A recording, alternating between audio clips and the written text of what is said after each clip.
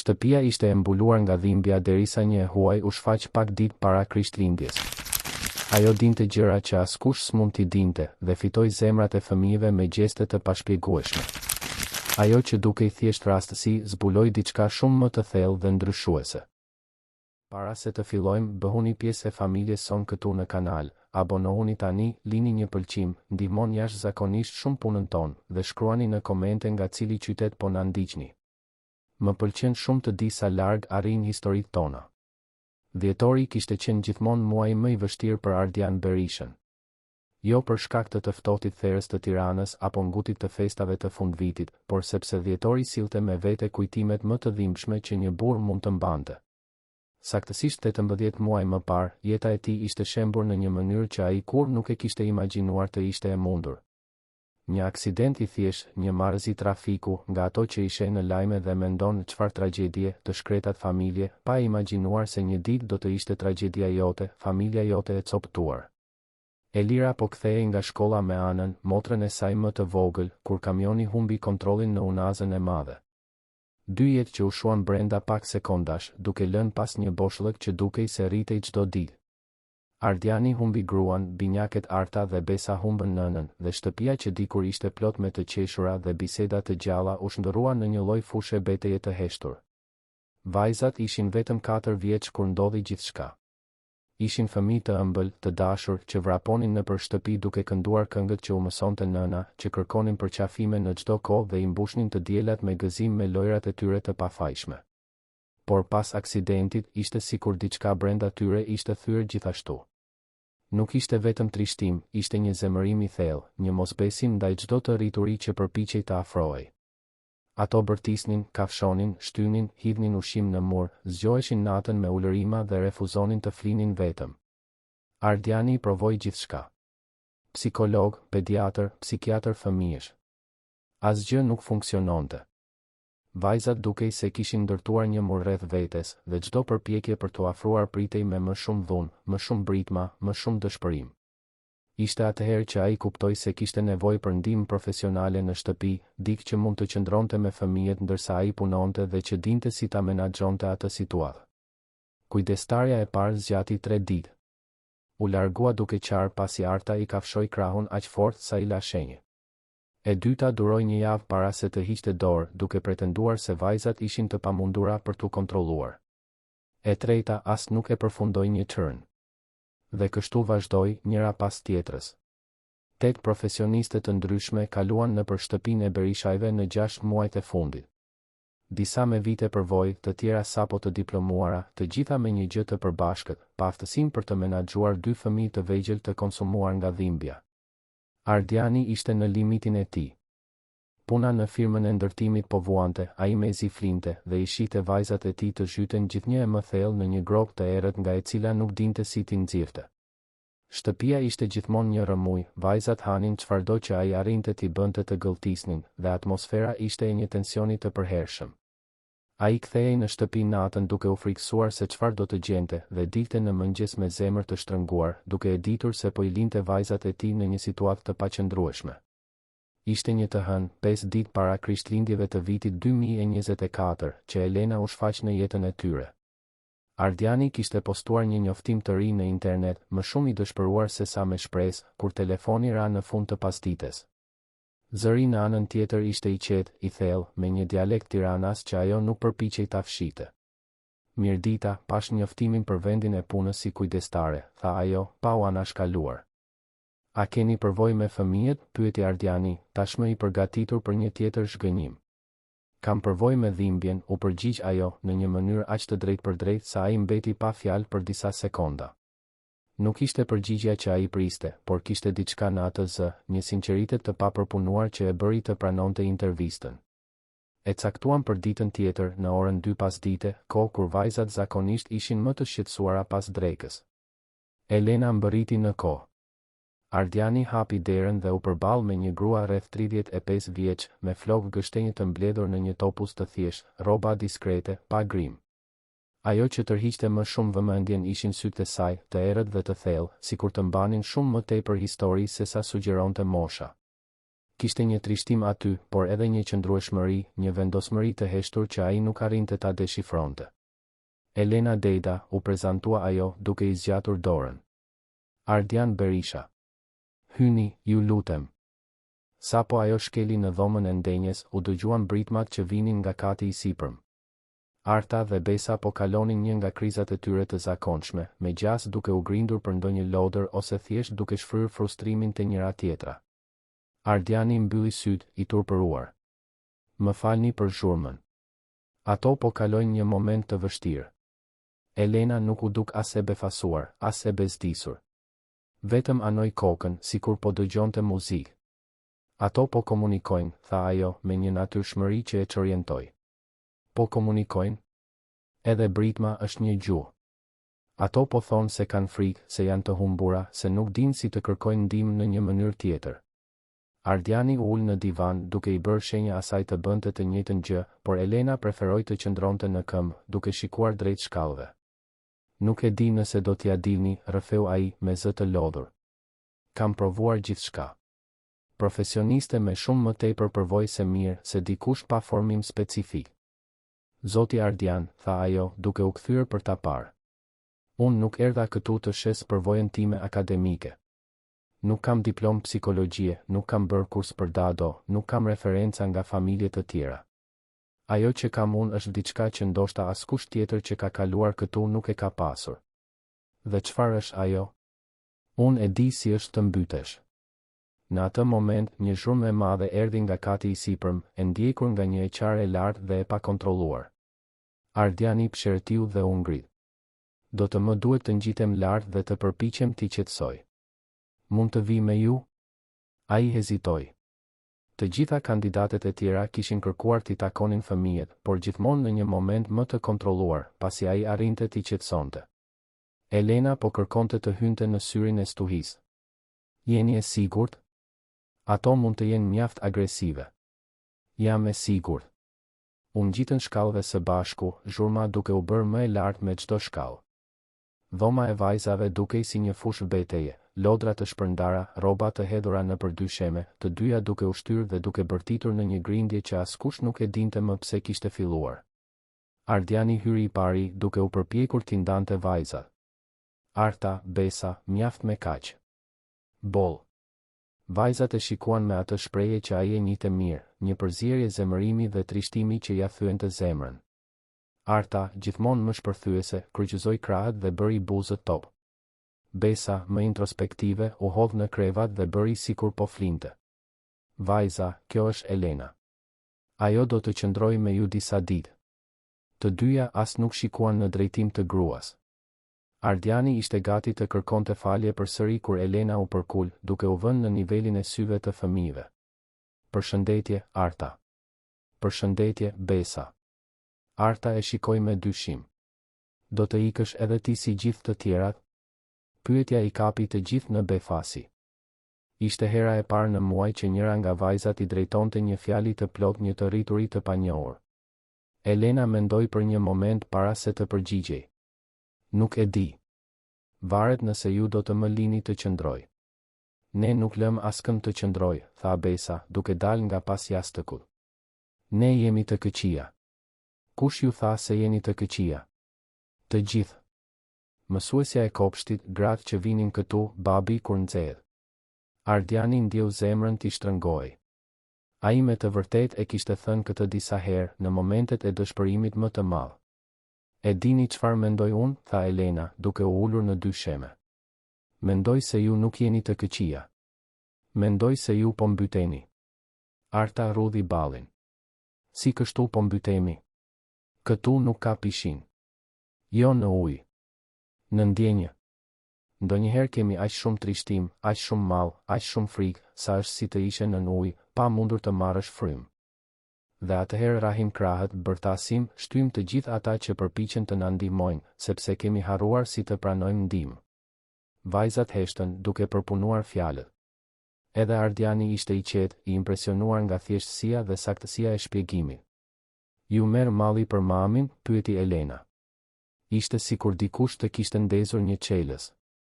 Të dyja filluan të qanin në të njëjtën kohë, një e qarë e lirshme dhe e thellë që e kishin mbajtur për muaj të tërë.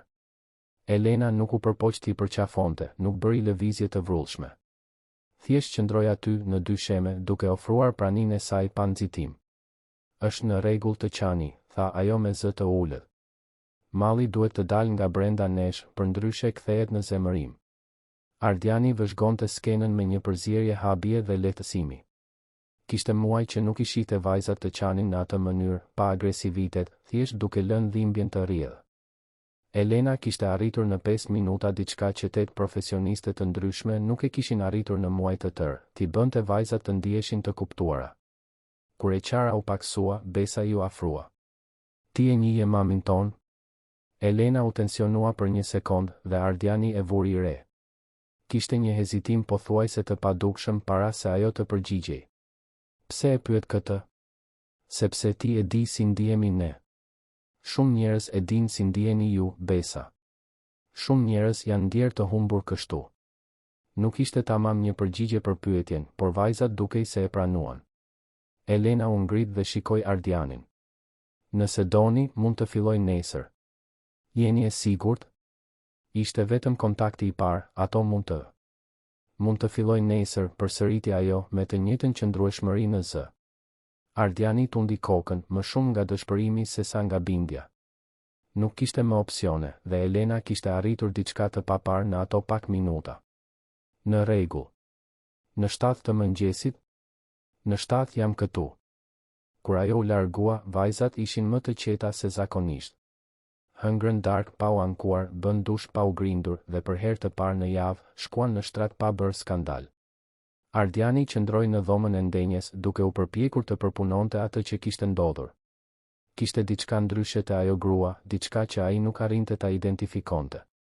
Mënyra si foli me vajzat, si dukej se kuptonte saktësisht se çfarë po kalonin, si dinte fjalët e duhura për të thënë.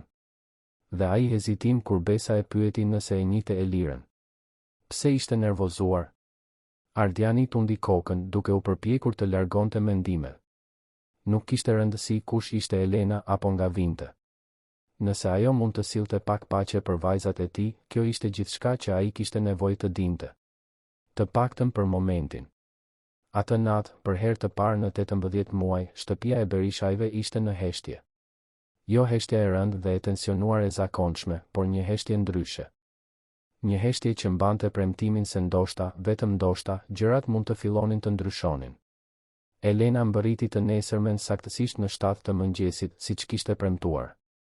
Ardiani ishte ende duke përfunduar së bëri gati për punë kur dëgjoi zilen. Zbriti me nxitim duke rregulluar kravatën dhe hapi derën për ta gjetur atë aty, në kohë, me të njëjtën shprehje të qetë të ditës së mëparshme. Mirëmëngjes, zoti Ardian. Mirëmëngjes, Elena. Vajzat janë ende duke fjetur, ishte një natë e qetë, fal zotit. Ajo tundi kokën dhe hyri, duke parë përreth shtëpisë me vëmendje. Ishte një shtëpi e bukur, e gjerë, e mobiluar mirë, por që mbante në mure dhe në qoshe atë ndjesinë e braktisjes që vetëm një familje në zi të thellë mund ta lërë.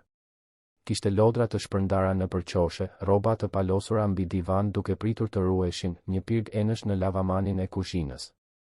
Nuk ishte pa pastërti, ishte lodhje e materializuar. Unë do të lë numrin tim të telefonit të shënuar në frigorifer, tha Ardiani, duke marrë një letër. Për çdo urgjencë, më telefono. Ka ushqim në ngrirje për drekën e vajzave, atyre u pëlqejnë makaronat, por janë pak përzgjedhëse me pjata të tjera. Elena vëzhgonte ndërsa ai fliste, por vëmendja e saj dukej se ishte në detajet të tjera të shtëpisë. Mënyra si ishin vendosur pjatat në tharëse, pozicioni I divanit në dhomën e ndenjes, gjëra të vogla që një person I zakonshëm nuk do t'i vinte re. Në çorë zgjohen zakonisht midis 8-s dhe 8:30. Por përgatituni sepse zgjohen me humor të keq. Nuk është asgjë personale. E di. Ardiani mori çantën e punës dhe hezitoi te dera. Elena, dje arritët diçka që mirë, që askush tjetër nuk e kishte arritur. Por ato mund të ndryshojnë plotësisht sjelljen nga një ditë në tjetrën. Nëse bëhet shumë e vështirë, më telefono, në rregull. Nuk duhet të duroni për krenari. Faleminderit për shqetësimin, zoti Ardian. Por unë do të jem mirë. Kishte një besim në zërin e saj që ai do të donte ta ndjente gjithashtu. Ardiani doli për në punë me zemër të shtrënguar, si gjithmonë, por për herë të parë pas një kohe të gjatë, me një shkëndi të vogël shprese. Elena mbeti vetëm në shtëpi për gati një orë para se të dëgjonte zhurmat e para nga kati i sipërm. Filloi ngadalë një zvarritje këmbësh, pastaj zëra të ulët dhe më pas zhurma e pagabueshme e diçkaje që rrëzoi. Ajo u ngjit shkallëve me qetësi dhe gjeti vajzat në banjë, duke u përpjekur të arrinin pastën e dhëmbëve që ishte në një raft shumë të lartë për to mirë mëngjes, tha ajo, duke u mbështetur në pragun e derës. Të dyja u kthyen dhe Arta kryqëzoi krahët menjëherë. Ne nuk duam t'i lajm dhëmbët. Në rregull. Atëherë le të ham mëngjes. Besa shikoi motrën e saj e hutuar. Të gjitha kujdestaret e tjera këmbëngulnin në çështjen e higjienës para çdo gjëje. Nuk do të na thuash se duhet t'i lajm dhëmbët? Përse? Nëse ju nuk doni, nuk doni.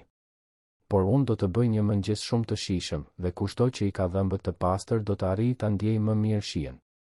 Ishte një qasje ndryshe dhe vajzat nuk dinin mirë si të reagonin. Zbritën në kuzhinë pas Elenës, kurioze për të parë se çfarë do të bënte. Elena hapi frigoriferin dhe filloi të ekzaminonte përmbajtjen. Kishte vezë, qumësht, fruta, bukë tosti, gjalp.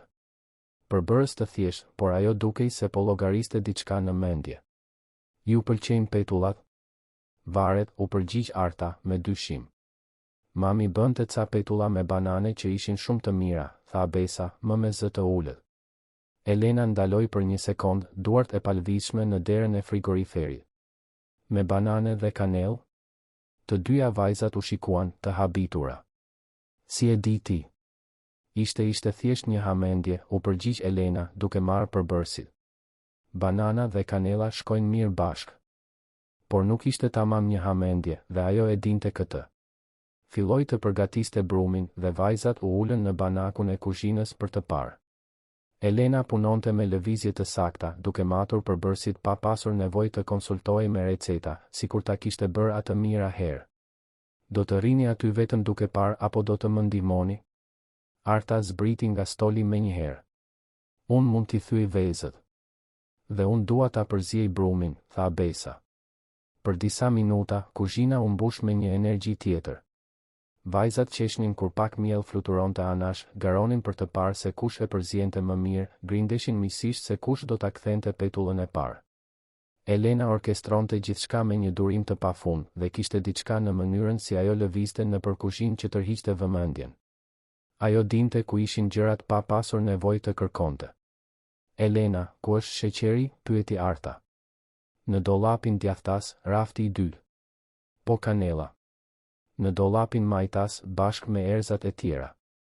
Vajzat vrapuan për të verifikuar dhe me të vërtet gjithçka ishte aty ku ajo kishte thënë. Besa rudhi ballin. Si e di ti ku janë gjërat? Elena u tensionua përsëri në të njëjtën mënyrë si një ditë më parë kur Besa e pyeti nëse e njihte nënën e tyre. Kuzhinat kanë gjithmonë të njëjtën organizim bazë, tha ajo, duke u përpjekur të tingëllonte rastësore. Por nuk ishte e vërtetë dhe të gjitha aty e dinin. Ajo kuzhinë kishte një organizim shumë specifik, ashtu siç Elirës i pëlqente gjithmonë ta linte dhe Elena lundronte nëpër të sikur të ishte shtëpia e saj. Kur petullat u bën gati, Elena i shërbeu në pjatat që zgjodhen vajzat, preu frutat në forma argëtuese dhe vendosi gjithçka në tryezën e ngrënies. Vajzat hëngrën me një oreks që Ardiani nuk e kishte parë prej kohësh. Biseduan, qeshën, kërkuan më shumë. Ishte një mëngjes normal, i llojit që familja nuk e kishte pasur për 18 muaj. Tani mund t'i laj dhëmbët? Pyeti Besa kur mbaroi së ngrëni. Sigurisht. Do t'i laj bashkë me ju. Në banjë, Elena u mësoi një këngë të vogël për të shënuar kohën e larjes së dhëmbëve. Ishte një melodi e thjeshtë, qesharake, që i bënte vajzat të qeshnin me gojen plot shkum. Kur mbaruan, Arta e shikoi në pasqyrë. Elena, ti ke fëmijë? Jo. Pse? Ndonjëherë gjërat thjesht nuk ndodhin ashtu siç i planifikojmë. Kishte një trishtim diskret në përgjigje, por vajzat nuk këmbëngulën. Zbritën në dhomën e ndenjes, ku Elena sugjeroi të rregullonin lodrat ndërsa ajo përfundonte së organizuari kuzhinën.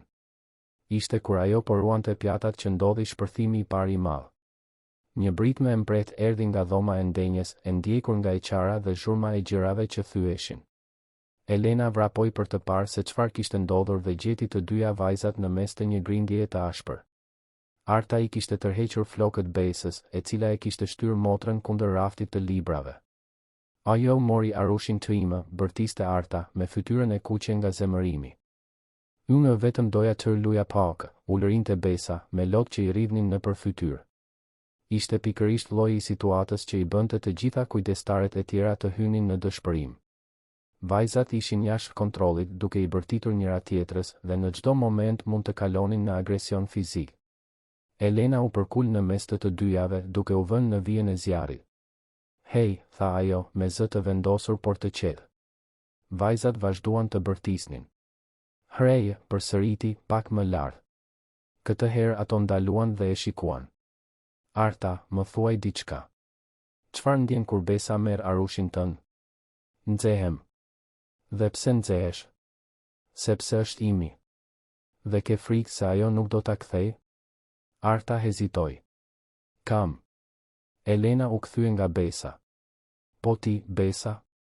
Çfarë ndjen kur nuk mund të luash me Arushin e motrës tënde?" "Mërzitem." "Dhe pse mërzitesh?" "Sepse dua për këdhelje dhe Arushi i Artës është shumë i bull." Elena tundi kokën. "E shihni? Të dyja po ndjeni frikë. Arta ka frikë të humbas gjërat e saj, besa ka frikë të mos marrë për këdhelje. Dhe kur kemi frikë, ne bërtasim, shtym, grindemi. Por a ekziston një mënyrë që të dyja të merrni atë që ju nevojitet pa u lënduar?" Vajzat menduan. "Mund t'ja jap hua Arushin për pak kohë", sugjeroi Arta, ende pak nguruese. "Dhe unë mund ta lë të luaj me kukullën time në këmbim", plotësoi besa. "Kjo ju duket e drejtë të dyjave?" Ato ranë dakord dhe kriza kaloi aq shpejt sa kishte filluar. Elena vëzhgoi ndërsa vajzat shkëmbyen lodrat dhe u kthyen të luanin së bashku, sikur asgjë të mos kishte ndodhur. Pjesa tjetër e mëngjesit kaloi qetësisht. Elena luajti me to, i ndihmoi të montonin një puzzle, u lexoi histori dhe kur erdhi koha e drekës, vajzat ishin të relaksuara dhe të kënaqura. Ajo ngrohu makaronat që kishte lënë Ardiani, por i shërbeu në një mënyrë tjetër, me perimet e prera në forma argëtuese dhe djathin e grirë që bënte vizatime në pjath. "Ushqimi im u bë një fytyrë", qeshi besa. "I imi është një mace", tha Arta. Ishte hera e parë që ato entuziazmoheshin me ushqimin në muaj të tërë. Elena buzëqeshte ndërsa ato hanin dhe kishte diçka amtare në gjestet e saj, diçka natyrale që nuk dukej e detyruar apo profesionale. Pas drekës, në kohën e pushimit, ndodhi momenti që do të ndryshonte gjithçka. Vajzat ishin të përgjumura, por po i rezistonin gjumit të pasdites, kur Elena u ul në krevat pranë tyre. "Doni t'ju këndoj diçka që të flini?" "Këndo këngën e mamit", kërkoi besa, duke u rehatuar në jastëk. Elena mbeti e ngrirë. "Cilën këngë të mamit?" "Atë që ajo këndonte gjithmonë, për zogun dhe yjet." Gjaku i Elenës u fto. Ajo e njihte saktësisht këngën për të cilën po fliste besa. Ishte një këngë që ajo dhe Elira e kishin shpikur kur ishin fëmijë, një melodi e thjeshtë që u bë një traditë mes tyre. Nuk kishte asnjë mënyrë që vajzat të prisnin që ajo ta dinte atë këngë, përveç nëse. "Unë nuk e di atë këngë", gënjeu Elena, me zërin pak të dridhur. "Sigurisht që e di", tha Arta, duke u kthyer nga ajo. "Të gjithë që e njihnin mamin e din atë këngë." "Pse mendoni se e njihja mamin tuaj?" "Sepse ti i di gjërat e saj", u përgjigj besa, me thjeshtësinë e ndershme të fëmijëve. "Ti di të bësh petullat ashtu siç i bënte ajo, di ku janë gjërat në kuzhinë, di si të flasësh me ne ashtu siç fliste ajo." Elena ishte në kurth. Vajzat e shikonin me pritshmëri, duke pritur që ajo të konfirmonte atë që tashmë e dinin në zemër. Ajo mbylli sytë për një moment, duke luftuar kundër lotëve që kërcënonin të vinin. "Ajo ishte shoqja ime", pëshpëriti më në fund. "Shoqe si?" pyeti Arta. "Shumë e afërt. Ne njiheshim që të vogla." Vajzat u ulën në krevat, plotësisht të zgjuara tani. "Na trego si ishte ajo kur ishte e vogël", kërkoi besa. "Të lutem", plotësoi Arta. Elena shikoi fytyrat e tyre pritse dhe ndjeu zemrën t'i coptoi. Si t'u shpjegonte dy fëmijëve 5 vjeçar se ajo nuk ishte aty vetëm për punë? Se kishte një faj që e konsumonte çdo ditë? Se po përpiqej të paguante një borxh që kur nuk do të shlyhej. Ajo ishte si ju. I pëlqente të luante, të këndonte, të bënte petulla. Ishte e dashur, kujdesej për të gjithë. Dhe ti ishe shoqja e saj më e mirë? Ishim shumë të afërta. Nuk ishte gënjeshtër, por gjithashtu nuk ishte e gjithë e vërteta. Elena dhe Elira ishin më shumë se shoqe. Ishin si motra. Dhe Ana, motra më e vogël që vdiq në aksident, ishte si një bi për të dyja. Atëherë këndo këngën, këmbënguli besa. Nëse ishit shoqe, ti e di. Elena mori frym thellë. Nuk kishte më si të ikte. Filloi të këndonte me zë të ulët, me zërin e mbytur nga emocionet, zog i vogël që fluturon, zog i vogël që këndon, gjumin larg e dërgon, paqen që ma gjeps e sjell. Kur yjet e vegjël të shkëlqejnë në qiell, ti do të ëndërrosh me gjithçka që është e jotja. Vajzat ushtrin menjëherë, me buzëqeshje në fytyrë. Ishte saktësisht kënga që këndonte nëna, me melodinë e përsosur, intonacionin e duhur, madje edhe ritmin e zakonshëm. Një lloj pëshpëriti Arta, tashmë me sy të mbyllur. Brenda pak minutash, të dyja po flinin thellë. Elena qëndroi ulur në anë të krevatit, duke parë ato fytyra të qeta, dhe më në fund la lotët të binin. Ajo e kishte ruajtur atë këngë në zemër për aq shumë kohë, dhe ta këndonte përsëri ishte si të hapte një plag që ende nuk ishte shëruar. Kur Ardiani mbërriti në shtëpi në fund të pasdites, gjeti vajzat duke luajtur qetësisht në dhomën e ndenjes dhe Elenën duke lexuar një libër në divan. Atmosfera e shtëpisë ishte plotësisht ndryshe. Si shkoi dita, pyeti ai, ende dyshues se paqja mund të ishte e vërtetë. Ishte mirë, u përgjigj Elena. Hëngrën mirë, fjetën në kohën e duhur, luajtën pa u grindur. Babi, bërtiti Arta, duke vrapuar drejt tij. Elena di të bëj petulla si mami. Dhe ajo këndoi këngën e mamit për ne, plotësoi besa. Ardiani shikoi Elenën, i hutuar. Këngën e mamit? Atë që ajo këndonte gjithmonë, për zogun dhe yjet, shpjegoi Arta. Bota e Ardianit ndaloi. Ajo ishte një këngë që vetëm Elira e këndonte, që ajo thoshte se e kishte shpikur me një shoqe të fëmijërisë. Nuk kishte asnjë mënyrë që Elena ta njihte atë këngë, përveç nëse. Elena, tha ai, me zë të kontrolluar. Mund të flas me ty në kuzhinë? Ajo tundi kokën dhe e ndoqi, duke lënë vajzat të luanin në dhomën e ndenjes. Si e diti atë këngë? Elena u mbështet në banakun e kuzhinës, duke shmangur shikimin e tij. Të thash që isha shoqja e Elirës. Çfarë lloj shoqeje? Shoqe pune? Nga palestra? Nga kisha? Shoqe fëmijërie. Ardiani e studioi për një moment të gjatë. Elira më ka treguar për shoqen e saj të fëmijërisë. Tha se humbën kontaktin para shumë vitesh, se nuk dinte as ku ishte. Ndonjëherë njerëzit rigjehen. Kur u rigjetët? Elena hezitoi dhe në atë hezitim, Ardiani kuptoi se kishte shumë më tepër histori se sa ajo po tregonte. A ka rëndësi kjo? Ka rëndësi nëse je në shtëpinë time duke u kujdesur për vajzat e mia dhe duke më gënjur. Unë nuk po gënjej. Por gjithashtu nuk po thua të gjithë të vërtetën. Ata u pan për një moment në një tension të heshtur. Më në fund, Elena pshertiu. Zoti Ardian, e kuptoj dyshimin tuaj. Por ajo që ka rëndësi është se vajzat tuaja janë mirë. Për herë të parë pas një kohe të gjatë, ato po hanë, po flenë, po luajnë. Nëse prania ime këtu po i ndihmon, a nuk duhet të mjaftoj kjo? Për momentin, u përgjigj Ardiani. Por unë do ta zbuloj të gjithë të vërtetën, Elena. Teu gjesh e sigurt për këtë. Ajo tundi kokën, sikur ta priste atë kërcënim. Në rregull. Vetëm një gjë kërkoj, mos i shkarkoni dyshimet tuaja të vajzat. Ato po fillojnë të besojnë përsëri. Ardiani vëzhgoi Elenën të dilte nga kuzhina dhe të kthehej në dhomën e ndenjes, ku vajzat e pritën me buzëqeshje të sinqerta. Ai mbeti aty, i mbështetur në banak, duke u përpjekur të përpunonte gjithçka që kishte zbuluar atë ditë. Elena dinte shumë gjëra. Njihte rutinën e shtëpisë, shihet e vajzave, këngë intime që vetëm Elira i këndonte. Ose ajo po gënjente për mënyrën si e njihte gruan e tij, ose kishte shumë më tepër histori mes tyre se sa ajo ishte e gatshme të tregonte. Por ndërsa këto dyshime e konsumonin, ai nuk mund ta mohonte të dukshmen, vajzat e tij ishin ndryshe. Ishin të lumtura. Dhe kjo, të paktën për momentin, ishte më e rëndësishme se çdo misteri së kaluarës. Ditët në vijim kaluan në një përzierje të çuditshme normaliteti dhe tensioni. Elena mbërrinte në kohë çdo mëngjes, kujdesej për vajzat me një përkushtim që dukej i sinqert dhe transformimet ishin të pamohueshme. Arta dhe Besa po hanin më mirë, po flinin gjithë natën, po luanin së bashku pa shpërthimet e zemërimit që ishin bërë rutinë. Por Ardiani nuk arrinte të hiqte qafe ndjesinë se po jetonte në një farsë të mirë elaboruar. Të mërkurën, ditën e tretë të Elenës në shtëpi, ai vendosi të hetonte.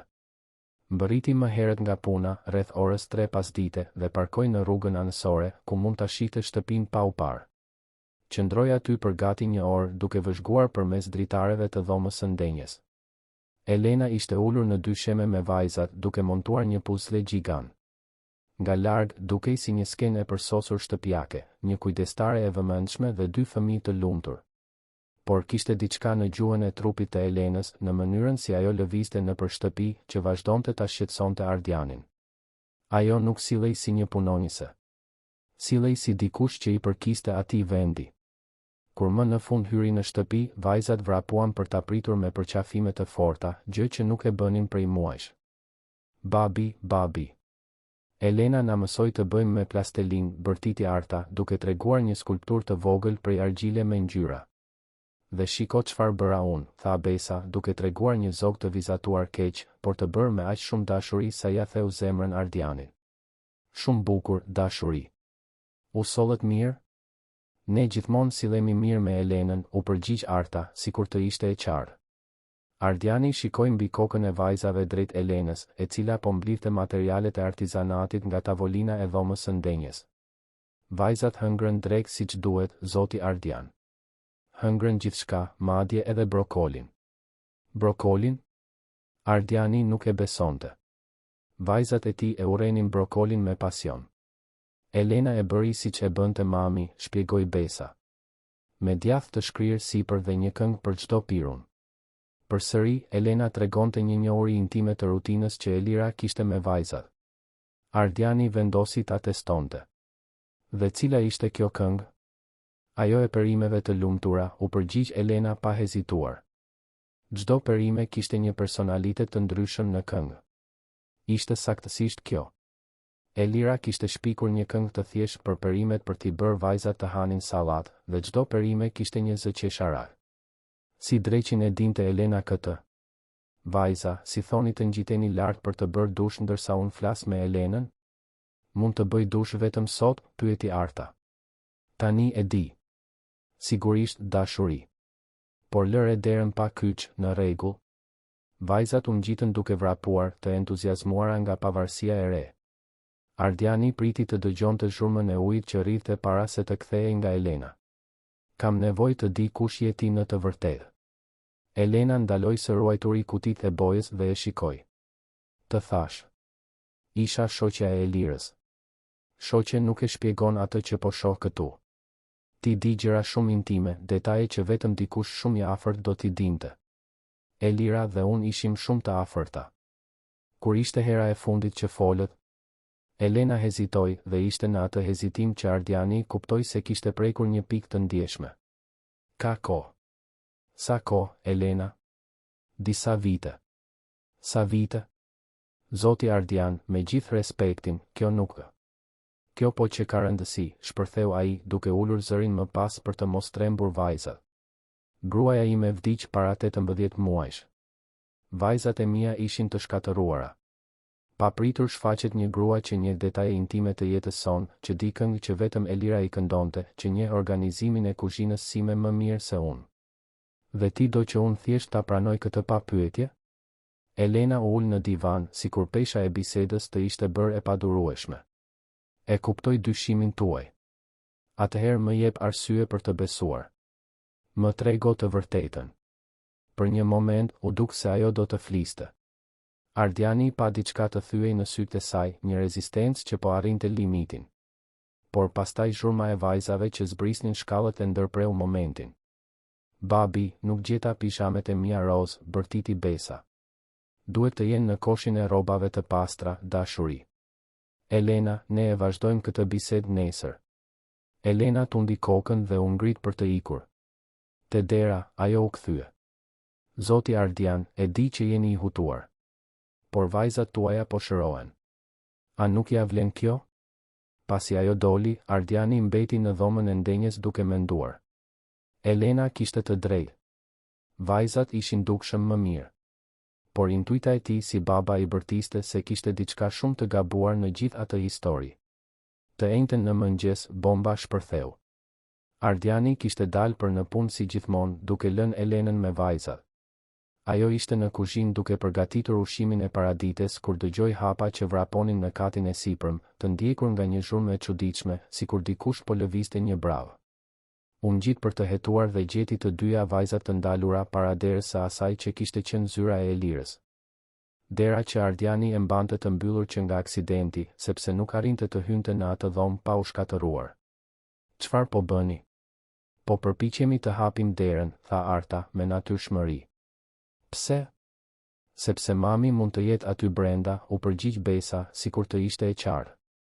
Elena ndjeu zemrën t'i shtrëngoi. Pse mendoni se mami është aty brenda? Sepse babi gjithmonë e mbyll këtë derë, shpjegoi Arta.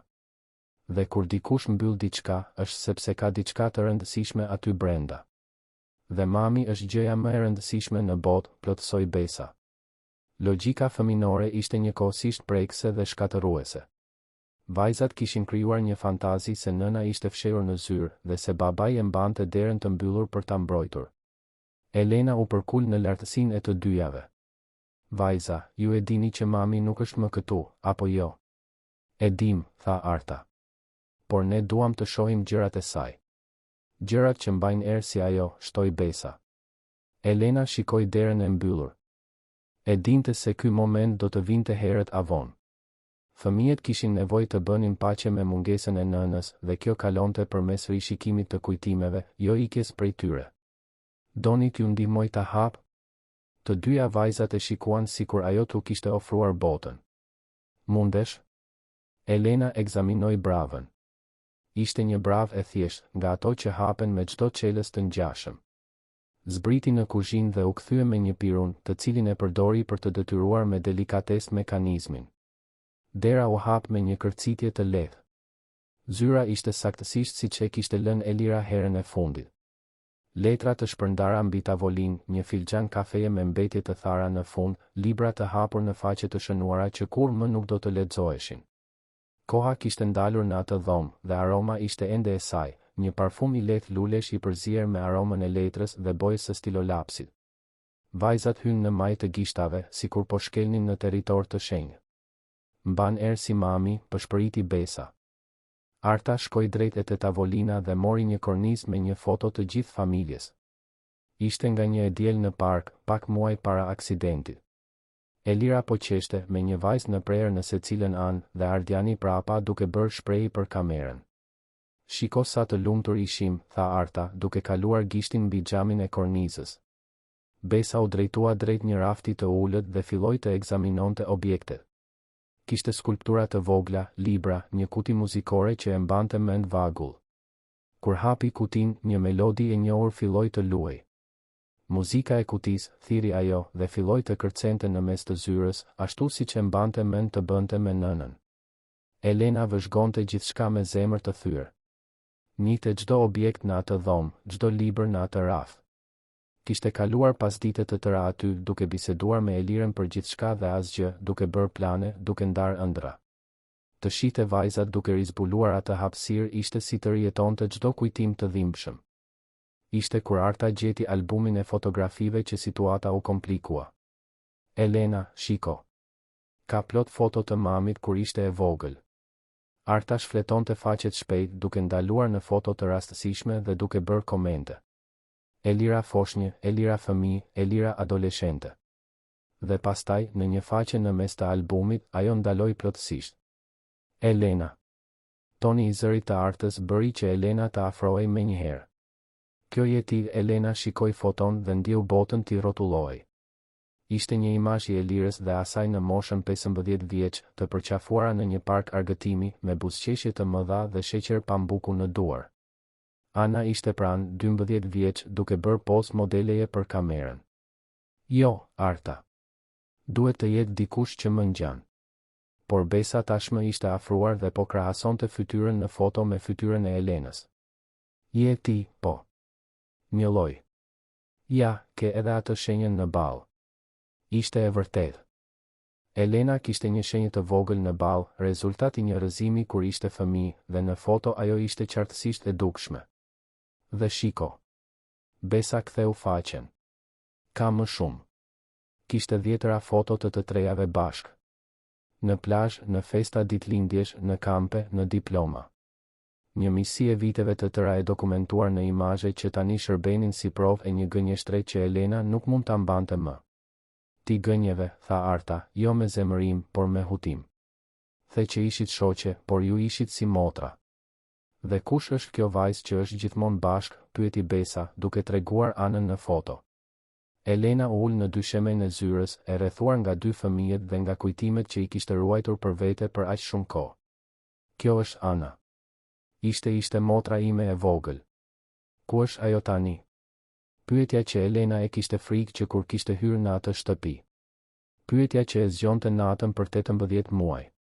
Ajo vdiq në të njëjtin aksident si mami juaj. Vajzat e përpunuan informacionin në heshtje. Pastaj Arta u ul në prerin e Elenës. Atëherë edhe ti humbe dikë që e doje shumë? Humba. Dhe je e trishtuar si që ishim ne? Jam. Çdo ditë. Besa u ul në anën tjetër dhe të treja qëndruan aty në mes të zyrës, të rrethuara nga kujtimet e njerëzve që nuk do të ktheheshin më. Prandaj ti dije si të na ndihmoje, tha Besa. Sepse edhe ti po mbytesh. Elena i përqafoi të dyja vajzat fort dhe për herë të parë që nga aksidenti, qau para dikuj. Qau për motrën që humbi, për fajin që mbante, për misin me Elirën që ishte ndërprerë në mënyrë aq brutale. Më vjen shumë keq, pëshpëriti. Më vjen shumë keq që ju gënjeva. Pse gënjeve? Pyeti Arta. Sepse kisha frikë se babi juaj nuk do të më linte të qëndroja po ta dinte të vërtetën. Dhe cila është e vërteta? Elena mori frym thellë. Ishte koha të tregonte gjithçka. E vërteta është se unë duhej të isha në makinë atë ditë. Ana do të udhëtonte me mua për në Tiranë, do të kalonim fundjavën bashkë. Por unë u vonova, humba autobusin dhe i kërkova Elirës ta merrte Anën për mua. Po të mos isha vonuar, nëna juaj do të ishte gjallë sot. Vajzat e absorbuan rrëfimin në heshtje. Ti fajson veten, tha Arta, me një mençuri që nuk duhej ta kishte në moshën 5 vjeç. Fajsoj veten. Çdo ditë. Njëlloj si babi. Si kështu njëlloj si babi? Babi fajson veten sepse nuk shkoj t'i merrte ato në shkollë atë ditë, shpjegoi Besa. Ai tha se po të kishte shkuar t'i merrte, mami nuk do të ishte në rrugë në kohën e aksidentit. Elena nuk e dinte këtë informacion. Ardiani mbante fajin e tij, peshën e tij. Të gjithë fajsojnë veten kur dikush që duam vdes, tha Arta. Por mësuesja e kopshtit tha se aksidentet ndodhin sepse ndodhin, jo sepse dikush bëri diçka gabim. Mësuesja e kopshtit është shumë e mençur, përshpëriti Elena. Dhe ti je shumë guximtare, tha Besa. Sepse edhe pse ishe e trishtuar, erdhe të kujdeseshe për ne. Nuk është guxim, Besa. Është dashuri. Unë e doja shumë mamin tuaj dhe Anën.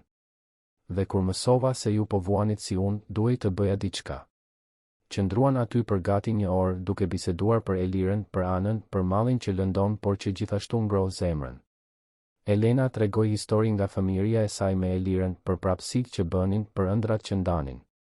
Vajzat absorbonin çdo fjalë, duke ndërtuar një imazh më të plotë të nënës që kishin humbur. Ishte Besa që e vuri re e para se kishte dikush të dera. Babi? Ardiani ishte i ndalur në pragun e zyrës, me fytyrën e zbeth, qartësisht në shok. Kishte mbërritur në shtëpi më herët për një tjetër bisedë me Elenën dhe kishte gjetur derën e zyrës të hapur, zëra që vinin nga aty brenda. Ardian, tha Elena, duke u ngritur shpejt. Mund ta shpjegoj. Por ai nuk po shikonte atë. Po shikonte vajzat e tij, të cilat ishin të qeta, të paqta, duke mbajtur foto të nënës pa dëshpërim, duke folur për gruan që humbën pa histeri. Ishte hera e parë që nga aksidenti që ai i shihte vajzat në atë dhomë pa shpërthyer në lodh. Si hyt këtu? Elena e hapi për ne, tha Arta. Ne donim të shinim gjërat e mamin. Dhe nuk u mërzitët? U mërzitëm, u përgjigj Besa. Por Elena na shpjegoi se të jesh i trishtuar duke kujtuar është ndryshe nga të jesh i trishtuar duke ikur. Ardiani u gjunjëzua në dy sheme, në lartësinë e vajzave. Dhe si ndjeni tani? Me mall, tha Arta. Por një mall i mirë. Si kështu mall i mirë? Një mall që kujton dashurinë, jo dhimbjen, shpjegoi Besa. Ishin fjalët e Elenës, por duke dal nga goja e fëmijëve kishin një peshë edhe më të madhe. Ardiani shikoi përreth zyrës dhe kuptoi se atmosfera nuk ishte e dëshpërimit. Ishte e kujtesës. E dashurisë së ruajtur. Babi, tha Arta, duke marrë një foto nga tavolina. Elena e njihte mamin që e vogël. Shiko këtu. Ajo i tregoi foton e 3 adoleshenteve në park. Ardiani ekzaminoi imazhin dhe më në fund kuptoi pse Elena i ishte dukur e njohur që ditën e parë. Elira ja kishte treguar këtë foto vite më parë, kur ishin të fejuar. Ti je Elena e fotos, tha ai, duke e parë. Shoqja më e mirë e Elirës. Isha. Ajo fliste për ty, thoshte se humbët kontaktin pas fakultetit, se ishe transferuar në Tiranë. U transferova vërtet. Shkova të studioja psikologji atje. Psikologji? Psikologji fëmijësh. Specifikisht terapi zije të fëmijët. Pjesët e puzzle-it filluan të bashkoheshin në mendjen e Ardianit. Prandaj ti dije si të menaxhoje vajzat. Prandaj unë dija se çfarë po kalonin, korrigjoi Elena. Ti menaxhoja ato ishte dashuri e pastër. Ardiani u ul në dysheme gjithashtu dhe për herë të parë në 18 muaj, familja ishte e mbledhur në zyrën e Elirës pa dhimbje, vetëm me mall. Pse nuk the kush ishe që në fillim? Sepse kisha frikë se do të më fajsoje për aksidentin. Ana ishte përgjegjësia ime atë ditë. Po të mos isha vonuar. Elena, e ndërpreu Ardiani. Edhe unë fajsoj veten. Po të kisha shkuar ti merja vajzat në shkollë, Elira nuk do të ishte në rrugë në atë orë. Faji është një gjë që e mbajmë kur duam dikë që ka ikur. Nuk do të thotë se është e vërtetë. Vajzat vëzhgonin dy të rriturit duke biseduar dhe kishte një pjekuri të çuditshme tek ato, sikur të ishin rritur me vite në pak ditë. Do të qëndrosh me ne, pyeti Besa. Nëse babi juaj më lejon. Ardiani shikoi Elenën, pastaj vajzat, pastaj zyrën që më në fund ishte hapur pa traumë. Qëndro, tha ai. Jo si kujdestare. Si familje. Dhe kështu, në mes të kujtimeve të Elirës, të rrethuar nga fotot e një miqësie që vdekja nuk arriti ta thyente, një familje e re filloi të formohej. Jo mbi harresën e dhimbjes, por mbi transformimin e saj në diçka që mund të shëronte në vend që të shkatëronte. 3 ditët që pasuan zbulimin në zyrë ishin ditët e para vërtet të paqta që shtëpia e Berishajve kishte njohur që nga aksidenti. Elena nuk u largua më në fund të pasdites. Ardiani këmbënguli që ajo të qëndronte për darkë, pastaj i ofroi dhomën e miqve dhe në një mënyrë natyrale, ajo thjesht nuk u largua më. Vajzat e pranuan praninë e përhershme të Elenës me një lehtësi që e habiti edhe atë vetë. Mëngjesin e parë kur u zgjuan dhe e gjetën duke bërë kafe në kuzhinë, Besa thjesht tha mirë mëngjes, teto Elena, dhe Arta plotësoi, kafja mban erë si e mamit. Ishte sikur shpirti i tyre e dinte se ajo grua i përkiste aty, se prania e saj nuk ishte një zëvendësim, por një vazhdim i dashurisë që Elira kishte mbjellë. Ardiani vëzhgonte këto ndërveprime me një përzierje mirënjohjeje dhe habie. Elena lëvizte nëpër shtëpi sikur të kishte qenë gjithmonë aty, por jo në mënyrë pushtuese. Ajo respektonte hapësirat, respektonte rutinat dhe kryesisht respektonte kujtimin e Elirës. Nuk përpiqej të zinte vendin e nënës së vajzave, por ofronte një lloj të ri dashurie, të ndërtuar mbi bazën e dashurisë së vjetër.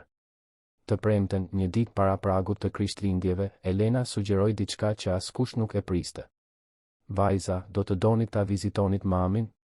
Ishin të gjithë në dhomën e ndenjes pas mëngjesit kur ajo bëri pyetjen. Ardiani gati sa nuk e rrëzoi filxhanin e kafes që mbante. Ta vizitojmë si, pyeti Arta. Në Vareza. Ti çojmë lule, të flasim pak. Besa dhe Arta u shikuan. Që nga aksidenti, ato kur nuk kishin shkuar në Vareza. Ardiani ishte përpjekur t'i çonte disa herë vitin e parë, por gjithmonë rezultonte në kriza të qari aq intensive sa ai hoqi dorë. Nuk do të jetë e trishtueshme, pyeti Besa. Do të jetë, u përgjigj Elena me ndershmëri. Por do të jetë një lloj tjetër trishtimi. Një trishtim që bën mirë, që lehtëson zemrën. Si malli i mirë, pyeti Arta, duke kujtuar bisedën në zyrë. Saktësisht. Si malli i mirë. Ardiani ndërhyri. Elena, je e sigurt? Ato mund të. Ato janë gati, tha ajo, duke parë vajzat. Jeni gati? Të dy fëmijët menduan për një moment, pastaj tundën kokën në të njëjtën kohë. Por unë dua të çoj lule shumë të bukura, tha Besa. Dhe unë dua t'i tregoj asaj për ty, plotësoi Arta. Pasditja e asaj dite u kalua duke zgjedhur lule në një lulishte të lagjes. Elena i la vajzat të zgjidhnin plotësisht vetëm, pa ndërhyrë në ngjyra apo lloje. Arta zgjodhi lule dielli, sepse janë të mëdha dhe të gëzueshme siç ishte mami. Besa zgjodhi trëndafila të bardhë, sepse janë delikate dhe me aromë. Ardiani bleu zambak, lulet e preferuara të Elirës.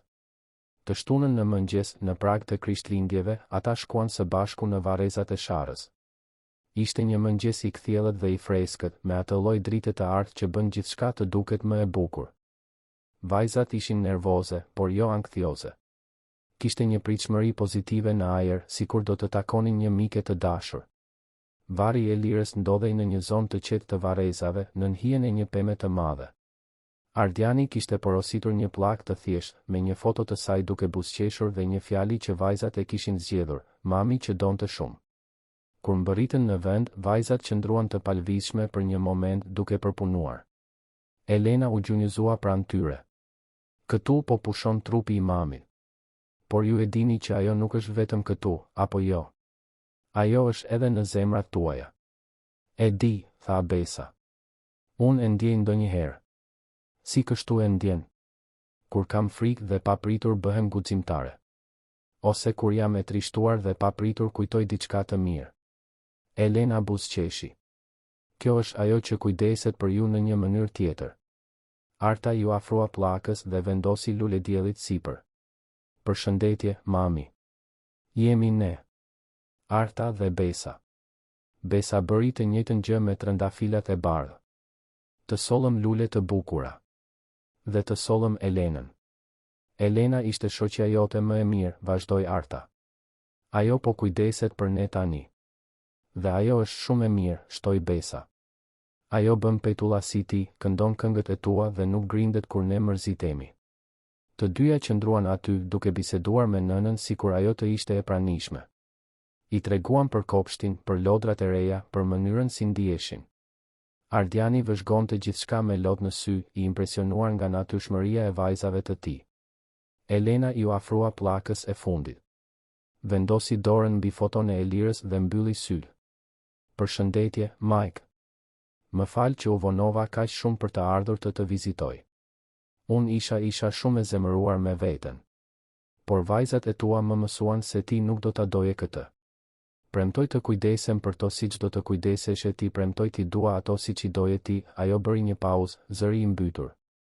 Dhe premtoj t'u tregoj atyre çdo ditë sa e veçantë ishe. Ardiani vendosi zambakët pranë luleve të tjera dhe tha thjesht, faleminderit që na dërgove Elenën, dashuri. Ti gjithmonë e dije se çfarë na nevojitej. Qëndruan aty për gati një orë. Vajzat luajtën pak në barin përreth, Elena dhe Ardiani biseduan për Elirën dhe atmosfera ishte e paqes, jo e dëshpërimit. Kur më në fund vendosën të largoheshin, Besa shikoi prapa dhe tundi dorën. Mirupafshim, mami. Ne kthehemi një herë tjetër. Në rrugën e kthimit për në shtëpi, ndaluan në një supermarket për të blerë përbërësit për drekën e Krishtlindjeve. Ishte hera e parë që nga aksidenti që shtëpia do të kishte një darkë të vërtet Krishtlindjesh dhe Elena donte të bënte diçka të veçantë. Le të bëjmë recetën e mamit, sugjeroi Arta. Cilën recetë? Pyeti Elena. Gjel deti me përshesh. Ajo e bënte çdo vit. Elena e njihte recetën. Kishte ngrënë prej saj disa herë kur ishte adoleshente dhe kalonte Krishtlindjet në shtëpinë e Elirës. Por nuk e tha këtë. Thjesht buzëqeshi dhe ra dakord. Atëherë do të na duhen shumë përbërës. Pasditja e së shtunës u kalua në kuzhinë duke përgatitur darkën në familje. Elena u mësonte vajzave si të hidhnin erza mishit, Ardiani qëronte patate dhe një muzikë krishtlindjesh luej në radio. Ishte pikërisht lloji i skenës shtëpiake që shtëpia nuk e shite prej gati 2 vitesh. Ishte në mes të përgatitjes së përsheshit që ndodhi momenti më domethënës i ditës. Elena, tha Besa, duke përzier masën në një tenxhere të madhe. Ti do të jesh nëna jon tani? Elena ndaloi së preri arrat dhe shikoi vajzën.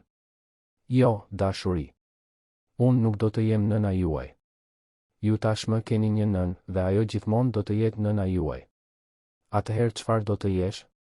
Elena mendoi për një moment. Do të jem Elena.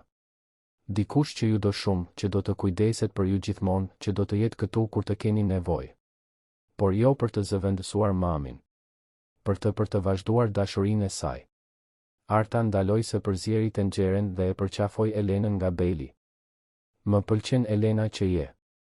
Dhe mua më pëlqejnë vajzat që jeni ju, u përgjigj ajo, duke i përqafuar të dyja. Ardiani vëzhgonte skenën nga lavamani, ku lante enët dhe ndiu një paqe që nuk e kishte provuar prej vitesh. Kjo ishte familja e tij tani. Jo familja që kishte planifikuar, jo familja e përsosur e ëndrave, por një familje e vërtet, e ndërtuar mbi humbjen dhe takimin, mbi dhimbjen e transformuar në shërim. Kur darka u bë gati, ata vendosën të bënin diçka që asnjëri prej tyre nuk e priste, të dekoronin shtëpinë për Krishtlindje. Ku janë dekorimet? Pyeti Elena. Të ruajtura në papafingo, u përgjigj Ardiani. Që nga mirë, që nga Krishtlindjet e fundit që festuam. Mund të shkoj ti marr? Ardiani hezitoi. Dekorimet ishin të gjitha të përziera me gjërat e Elirës, të ruajtura në kuti që ai nuk i kishte hapur që kur i vendosi të gjitha atje lart. Do të vi me ty, tha më në fund. U ngjitën në papafingo së bashku, duke lënë vajzat të shihnin filma vizatimor në dhomën e ndenjes. Hapësira ishte e plugurosur dhe plot me kuti të etiketuara. Krishtlindje, rroba dimri, librat e Elirës, dokumente. Një jetë e tërë e organizuar në ndarje. Elena hapi kutinë e shënuar Krishtlindje dhe gjeti një thesar kujtimesh. Zbukurime që i kujtoheshin ti kishte parë në shtëpinë e Elirës kur ishin adoleshente, yje të artë që ato vet i kishin bërë një pasdite dhjetori të vitit 1998, drita shumë ngjyrëshe që ndriçonin darkat familjare. Uau, përshpëriti duke marrë një engjëll porcelani. Ky engjëll Elira e adhuronte këtë engjëll, tha Ardiani. Ishte zbukurimi i parë që vendoste në pemë çdo vit. E di. Unë isha aty kur i adhuroi nëna e saj për Krishtlindjet e vitit 2000.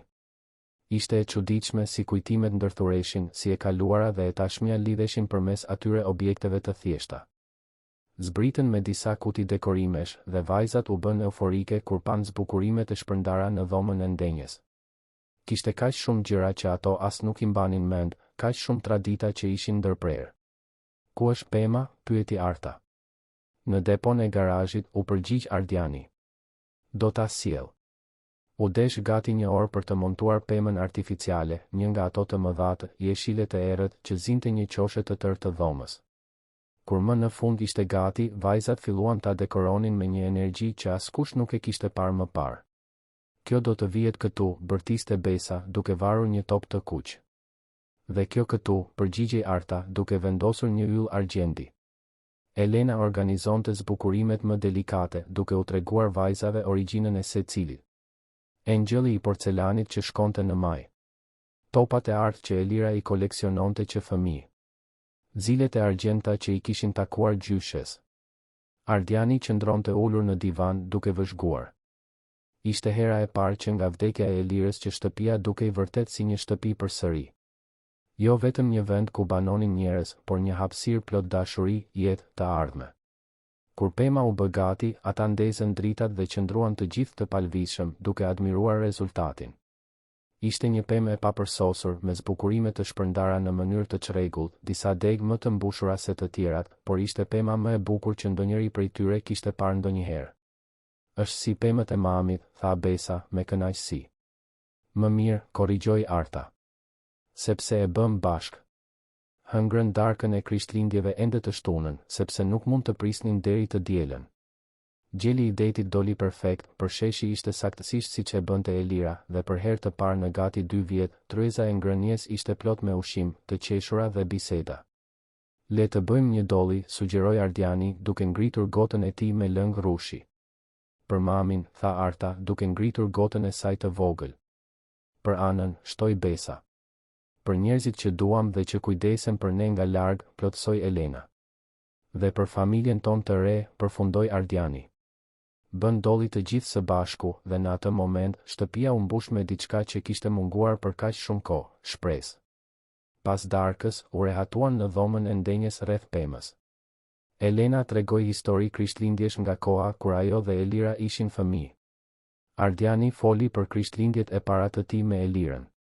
Vajzat ndan kujtimet e tyre të preferuara nga darkat familjare.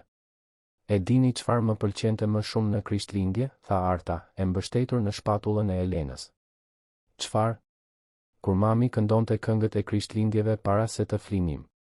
I mban mend këngët? Pyeti Elena. Mbaj mend disa. Do të këndosh me mua? Dhe aty, në dhomën e ndenjes të ndriçuar vetëm nga dritat e pemës së krishtlindjeve, filluan të këndonin në natë të shenjtë së bashku. Ardiani u bashkua me ta, zëri i tij i thellë duke u harmonizuar me zërat e mprehtë të vajzave dhe zërin e butë të Elenës. Besa këndonte bashk, duke shpikur fjalë kur nuk e mbante mend tekstin. Ishte gjatë kësaj këngë që ndodhi momenti që i jep titullin gjithë kësaj historie. Në mes të këngës, Besa filloi të qeshte. Jo një e qeshur e përmbajtur, por një e qeshur e shijshme, spontane, plot gëzim të pastër. Arta e shikoi dhe filloi të qeshte gjithashtu, e infektuar nga motra. Brenda pak sekondash, të dyja po qeshnin pa mundur të ndalonin, të shtrira në tapetin e dhomës së ndenjes, duke u përdredhur nga të qeshurat. Ardiani ndaloi së kënduari dhe mbeti duke parë vajzat e tij. Ishte hera e parë në 18 muaj që ai dëgjonte atë tingull. Të qeshurën e tyre të vërtet, të lirë, pa peshë, pa trishtim të fshehur poshtë. Ishte tingulli i fëmijërisë që kthehej, i gëzimit që riinstalohej, i jetës që rifillonte. Edhe Elena ndaloi së kënduari dhe vëzhgoi skenën me lot në sy. Kjo ishte ajo që kishte ardhur të kërkonte, pa e ditur se po e kërkonte. Jo vetëm shërimin e vajzave, por edhe faljen e vetes. Të shihte ato fëmijë të lumtur përsëri ishte prova se dashuria mund të jetë më e fortë se faji, se jeta mund të rindërtohet edhe pas humbjes më shkatërruese. Pse po qeshni? Pyeti Ardiani, duke filluar të buzëqeshte gjithashtu. Nuk e di, u përgjigj Arta, mes të qeshurave. Është se gjithçka është kaq mirë. Dhe Elena këndoi pak si fallcote pjesa shpëtimtar hyjnor, plotësoi Besa, duke treguar nga Elena. Unë nuk këndoj falco, protestoi Elena, duke bërë sikur ishte e fyer. Po, këndon, bërtitën të dyja në kor dhe u kthyen të qeshnin. Ardiani dhe Elena u shikuan dhe filluan të qeshnin gjithashtu. Brenda pak minutash, të katërt ishin aty në dhomën e ndenjes, duke qeshur së bashku për gjëra të kota, për gëzimin e të qenit bashk, për lehtësinë e të qenit më në fund të lumtur pa faj. Kur e qeshura më në fund pushoi, ata mbetën aty të shpërndar në përtapet, duke parë pemën që shkëlqente në qoshe të dhomës. Heshtja tani ishte ndryshe nga të gjitha heshtjet që ajo shtëpi kishte njohur në 18 muajt e fundit. Ishte një heshtje e plot, e kënaqur, e kompletuar. Elena, tha Besa, duke u rehatuar në preherin e saj. Do të ikësh pas krishtlindjeve? Vetëm nëse ju doni që unë të iki. Kur, u përgjigj Arta, duke u hedhur mbi të dyja. Atëherë unë qëndroj, tha Elena. Përgjithmonë, nëse më lini. Të lëm, tha Ardiani, duke u afruar gjithashtu. Më shumë se të lëm. Të lutemi. Dhe kështu, një pasdite në prag të krishtlindjeve, në një pemë të shtrembër por plot dashuri, një familje që ishte thyrë nga tragjedia u rindërtua përmes kuptimit se dashuria e vërtet nuk vdes me personin, por gjen forma të reja për t'u manifestuar. Elena nuk erdhi për të zëvendësuar Elirën. Erdhi për ta nderuar atë. Për t'u mësuar vajzave se është e mundur të duash dikë që ka ikur dhe ende të kesh vend në zemër për të dashur ata që mbeten. Për t'i treguar Ardianit se pranimi i ndihmës nuk është tradhti ndaj kujtimit të gruas, por një mënyrë për të vazhduar të kujdesesh për atë që ajo donte më shumë, vajzat. Në mëngjesin e krishtlindjeve, ata u zgjuan ngadalë, pa nxitim, duke shijuar ndjesinë e të qenit në shtëpi vërtet. hapi dhuratat e thjeshta që Elena kishte bler, kukulla për vajzat, një kravat për Ardianin dhe hëngrën gjelin e detit të ringrohur të ditës së mëparshme. Nuk ishin krishtlindjet e përsosura të filmave, me bor jash dhe oxhak të ndezur.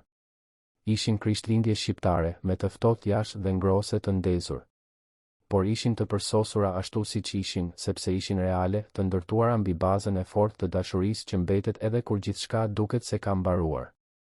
Në fund të pasdites, kur dielli filloi të perëndonte dhe dritat e pemës u bën më të gjalla në muzg, Ardiani shikoi përreth dhomës.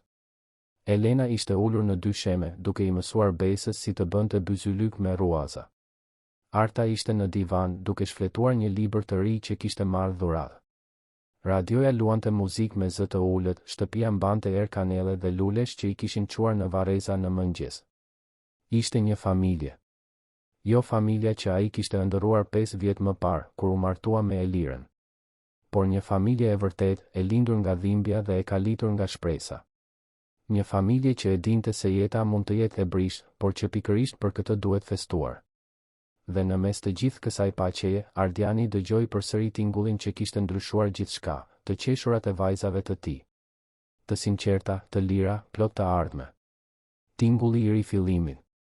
Të dashur dëgjues, shpresoj që udhëtimi i Ardianit, Artës, Besës dhe Elenës të ketë prekur thellë zemrat tuaja. Kjo histori na mëson se dashuria e vërtet gjen rrugë për t'u përjetësuar, se dhimbja mund të transformohet në shërim dhe se familjet më të bukura janë ato të ndërtuara jo vetëm nga gjaku, por nga zgjedhja e përditshme për t'u kujdesur për njëri tjetrin. Nëse ky rrëfim zgjoi emocione tek ju, nëse u identifikuat me ndonjë nga personazhet ose nëse thjesht u prekët nga kjo histori rifillimi, lini një pëlqim, abonohuni në kanalin ton dhe ndani në komente se cili moment ju preku më shumë. Këtu, çdo ditë sjellim histori që eksplorojnë ndjenjat më të thella të shpirtit njerëzor, që flasin për dashurinë, humbjen, shpresën dhe aftësinë e pafund që kemi për t'u rishpikur. Ju jeni pjesë thelbësore e këtij udhëtimi të tregimtarisë dhe çdo koment, çdo pëlqim, çdo abonim na motivon të vazhdojmë të tregojmë këto histori që festojnë forcën e zemrës njerëzore. Deri në episodin tjetër, dhe mbani mend, dashuria gjithmonë gjen një rrugë.